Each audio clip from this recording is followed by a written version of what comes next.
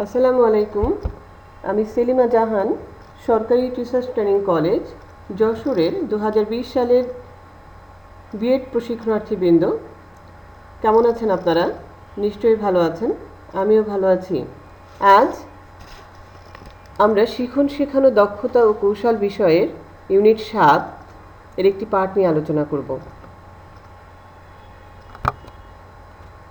প্রথমে বলে রাখি যে এই ইউনিটের অন্য চাহিদাগুলো জানালে সেশন নির্বাচন করতে আমার জন্য সুবিধা হবে। যাই হোক, পাঠে ফিরে যাই। শ্রেণীকক্ষে একজন শিক্ষক পাঠদানের পাশাপাশি আর কি কি বিষয়ে লক্ষ্য রাখেন বা কি কি কাজ করেন, একটু চিন্তা করেন। নিশ্চয়ই আন্দাজ করতে পারছেন।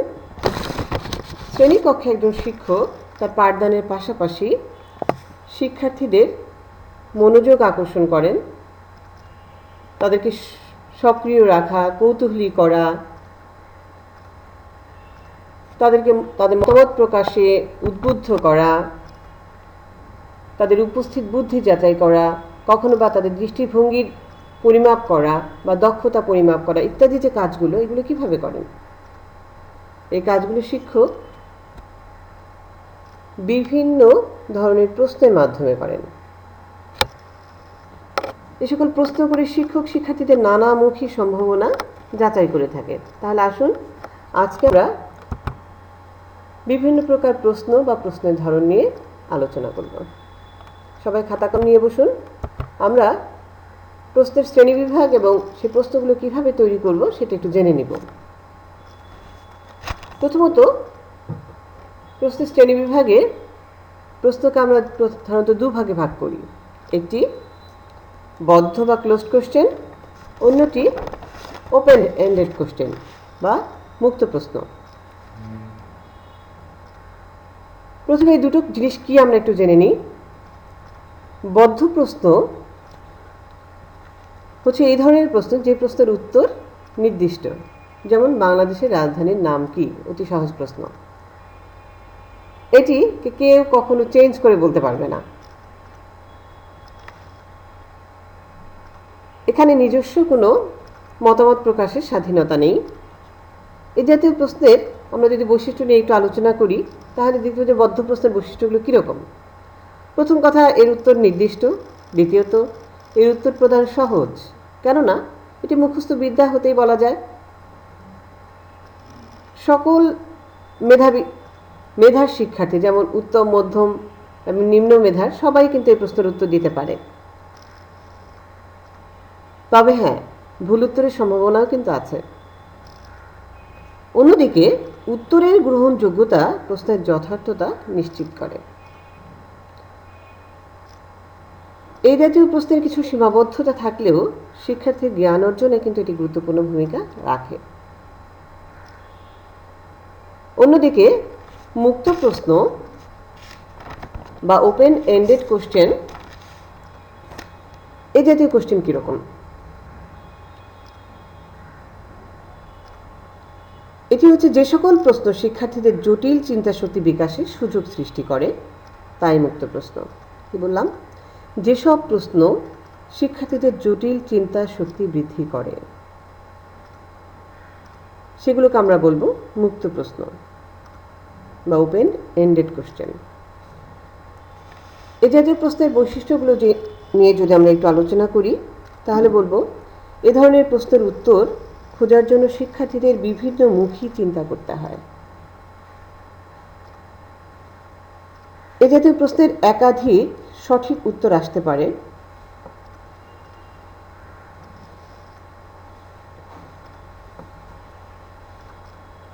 উত্তরদাতা ইচ্ছে মতো উত্তরকে সাজাতে পারে। শিক্ষার্থী ভেদে উত্তরের গভীরতা ভিন্ন হতে পারে। যুক্তিহীন উত্তর আসার সম্ভাবনা থাকে। উত্তর তৈরি করতে অধিক সময় এবং প্রচেষ্টারও দরকার হয়।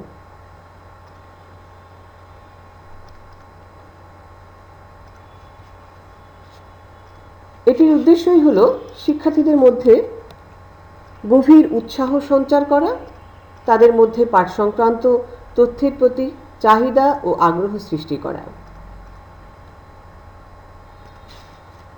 তাহলে আমরা বদ্ধ প্রশ্ন কী এবং মুক্ত প্রশ্ন কী ধারণা পেলাম। এবার আমরা এই দুটোর ক্লাসিফিকেশনে যাই। বদ্ধ প্রশ্নকে আবার দুভাগে ভাগ করা হয়েছে, জ্ঞানমূলক প্রশ্ন, সমকেন্দ্রিক প্রশ্ন। অন্যদিকে মুক্ত প্রশ্নকে আবার দুভাগে ভাগ করা হয়েছে, একটি কেন্দ্রচ্যুতি প্রশ্ন, অন্যটি মূল্যায়নমূলক প্রশ্ন। এবার আমরা বিস্তারিত আলোচনায় যাব। আপনারা কাগজ কলম নিয়ে তৈরি হন। আমরা লিখি, প্রথমত বদ্ধ প্রশ্নের আমরা দুভাগে যে ভাগ করছি তার প্রথমটি হচ্ছে জ্ঞানমূলক প্রশ্ন। আমরা জ্ঞানমূলক প্রশ্ন নিয়ে বিস্তারিত আলোচনায় যাব। এ ধরনের প্রশ্নের উত্তর স্মৃতি নির্ভর, অর্থাৎ জানা তথ্য স্মরণে এনে উত্তর দেওয়া যায়।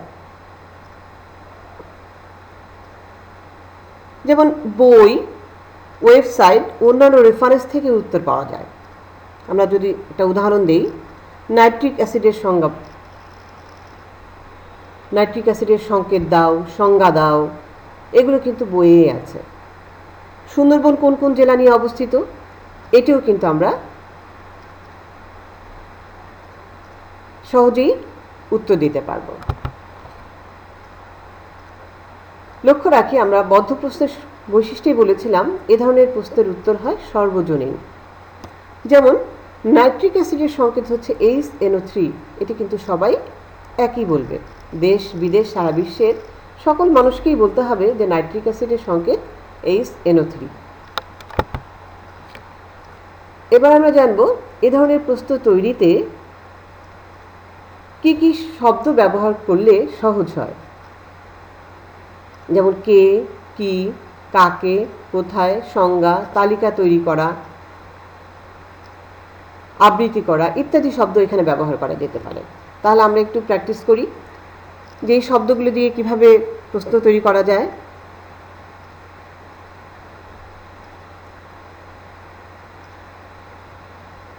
সবাই খাতায় একটু চেষ্টা করব। এরপরে আমরা যাই বদ্ধ প্রশ্নের আরেকটি প্রকারে সমকেন্দ্রিক প্রশ্ন। এটি চিন্তামূলক প্রশ্নের একটি শুদ্ধ উত্তর আছে। এই জাতীয় প্রশ্ন চিন্তামূলক, একটু চিন্তা করতে হয় কিন্তু একটা সঠিক উত্তর আছে। জ্ঞানের চেয়ে একটু পরিসর নিয়ে, অর্থাৎ সমকেন্দ্রিক প্রশ্নের পরিসরটা জ্ঞানমূলক প্রশ্নের চেয়ে একটু বেশি। এটিকেও চিন্তা করে উত্তর, একটু চিন্তা ভাবনা করে উত্তর দিতে হবে।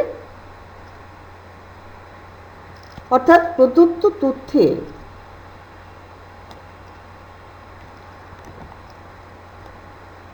বিশ্লেষণ ও একত্রীকরণ করে এর প্রতিনিধিত্ব করায় উত্তর দিতে হবে। যেমন সালোক সংশ্লেষণ ও শ্বসনের মধ্যে পার্থক্য কি। আমরা যদি একটু চিন্তা করি, জ্ঞানমূলকে যদি আমরা সংজ্ঞাটা শিখে থাকি যে সালোক সংশ্লেষণ কি, শ্বসন কি, তাহলে তার থেকে একটু বেশি চিন্তা করে আমরা কিন্তু সালোক সংশ্লেষণ এবং শ্বসনের মধ্যকার দুটো পার্থক্য খুব সহজেই লিখতে পারবো। আবার উদ্ভিদ ও প্রাণীর দুটি পার্থক্য আমরা যদি আগে জ্ঞানমূলকে জেনে থাকি যে উদ্ভিদ কী জিনিস, প্রাণী কী জিনিস, তাদের সংজ্ঞা জেনে থাকি, তাহলে কিন্তু এখানে আমরা খুব সহজেই এই উত্তর লিখতে পারবো। তাহলে আমরা কিভাবে সমকেন্দ্রিক প্রশ্ন তৈরি করব?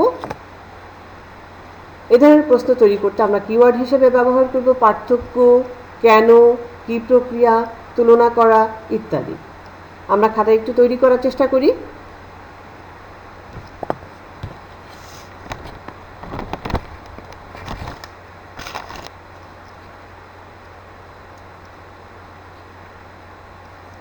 এরকম যদি আমরা আরও প্রশ্ন তৈরি করা যায়, বিভিন্ন জিনিস, অণু পরমাণুর পার্থক্য হতে পারে, যে কোনো দুটো জিনিসের আমরা জ্ঞানের স্তরে অল্প পরিসরে জেনেছি, তার চেয়ে একটু বেশি পরিসরে একটু চিন্তা করে, একটু পরিশীলিত করে আমরা এই প্রশ্নের উত্তর দেওয়ার চেষ্টা করব। তাহলে আমরা জ্ঞান এবং সমকেন্দ্রিক, অর্থাৎ কগনিটিভ মেমোরি কোশ্চেন এবং কনভার্জেন্ট কোশ্চেন দুটোর সংজ্ঞা এবং তাদের বৈশিষ্ট্য সম্পর্কে কিন্তু অবহিত হলাম।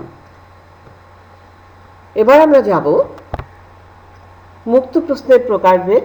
প্রথম যেটি কেন্দ্রচ্যুতি প্রশ্ন, অর্থাৎ ডাইভার্জেন্ট কোশ্চেন। আমরা কিন্তু অনেক সময় বলে থাকি ডাইভার্ট হয়ে গেছে, ডাইভার্ট হয়ে যাওয়া মানটা হচ্ছে বিপদগামী হয়ে যাওয়া। তাহলে প্রশ্নের উত্তরে একটু পথচ্যুত হবে এখানে, যে প্রশ্নের উত্তর সুনির্দিষ্ট নয়, কিন্তু উত্তর সঠিক হবে। উত্তর 10 জন যদি প্রশ্ন করতে চায় তাহলে তাদের মতামতের প্রাধান্য এখানে দিবে। এসব জায়গায় কি করা হয়, শিক্ষার্থী তার ইচ্ছে মতো উত্তরকে গুণান্বিত ও পরিশীলিত করতে পারে। সে গভীরভাবে চিন্তা করে, তার ভাষাশৈলী, তার চিন্তাভাবনাকে প্রয়োগ করে তার মতো করে লিখবে। বিক্ষিপ্ত যুক্তিহীন উত্তর আসার সম্ভাবনা থাকে এখানে, কারণ যে যার মতো লিখতে পারার সম্ভাবনা আছে এখানে। আমরা আগেই বলেছি শিক্ষার্থীর চিন্তা শক্তির গভীরতা ও অনুভূতি প্রকাশের সুযোগ থাকে।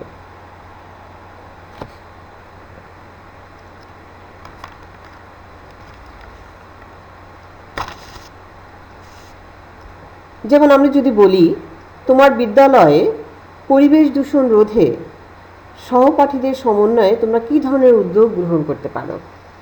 এই প্রশ্নের উত্তর কিন্তু আমার সকল শিক্ষার্থী একই রকমভাবে দিবে না, বা আপনার সকল শিক্ষার্থী একইভাবে দিবে না। এখানে তার কিছু যুক্তি, তার ভাষাশৈলী, এগুলো চেঞ্জ হয়ে যাবে।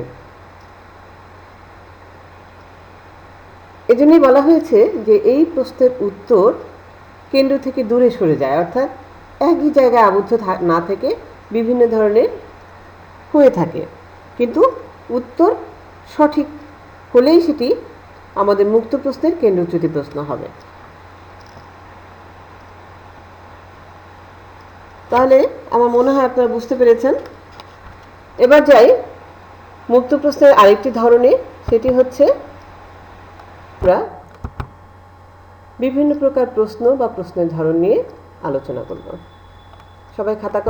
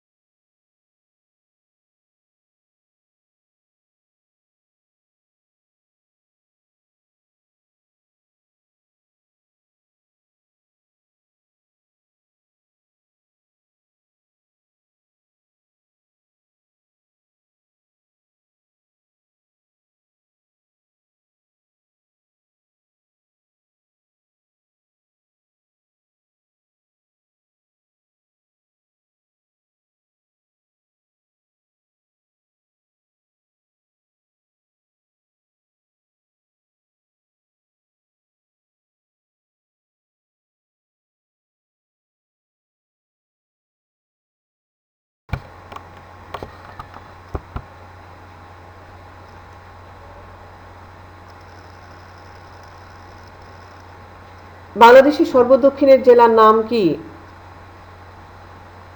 এটা কি ধরনের কোশ্চেন? এটি নিশ্চয়ই সবাই জানি, এটি জ্ঞানমূলক কোশ্চেন। পরবর্তীটাও তাই, শ্বসন কি, এরপরে যে আবহাওয়া জলবায়ু দুটো পার্থক্য, অনেকটা সিরিয়ালি আছে, আবার কোথাও কোথাও একটু এলোমেলো দেওয়া আছে। আপনারা এগুলো এখনই বসে একটু দেখে নিন যে পারেন কিনা।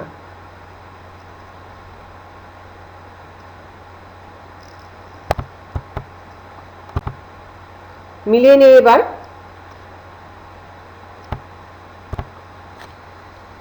তো ঠিক আছে, সবাইকে ধন্যবাদ। ভালো থাকবেন সবাই, নিরাপদে থাকুন। আল্লাহ হাফেজ।